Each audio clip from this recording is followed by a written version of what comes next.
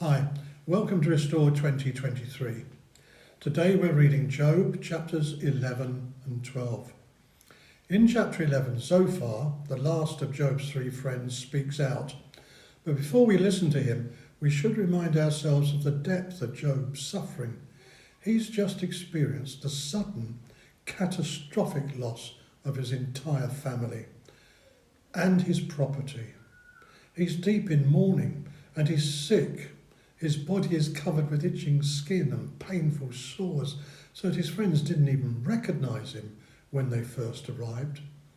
And to top it all, he no longer has the framework in which to understand what's happening, because his entire worldview of normality has been scuppered. Job's bewilderment and his outbursts seem natural to us. We find his humanity in them. But Zophar detaches the words from the man and hears them only as babble and mockery. There's not even a smidgen of compassion in him. His so-called wisdom is a bloodless retreat into theory. Later in chapter 12, Job will complain that in the thought of one who's at ease there is contempt for misfortune, and Zophar perfectly demonstrates that contempt by cruelly suggesting that God is exacting from Job less than his sin deserves.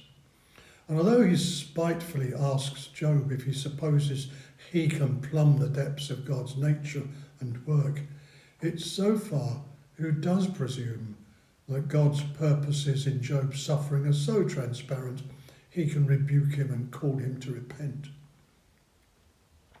His speech, though, concludes with a beautiful portrait of the tranquil life Job can expect if he does renounce his sin. But this recital can only give Job painful memories because it describes him as he used to be, before the malice of Satan moved the Lord to put his character to the test. Chapter 12 begins Job's response to Zophar and continues to the end of chapter 14. He begins with a sarcastic taunt. His friends seem to imagine they're wise, almost as if wisdom ends with them. But Job isn't inferior to them, and in fact, his current condition exposes the fault in their approach to wisdom. As they know, he used to call on God. He was a just and blameless man, and yet here he is now, a laughingstock. And while he suffers, robbers who are not blameless men are living secure and at peace in their tents. We know that part of Job's anguish is that until now his theology was similar to the beliefs of his friends. And from Eliphaz's opening speech, we know they had honoured Job as a righteous man. So for both Job and his friends, it's a mystery why he's suffering so much now in the way they supposed only an evil man could suffer. But while Job knows he hasn't deviated from his righteous living, the friends can only explain his condition by making up devious sins he must have committed and which are now being punished.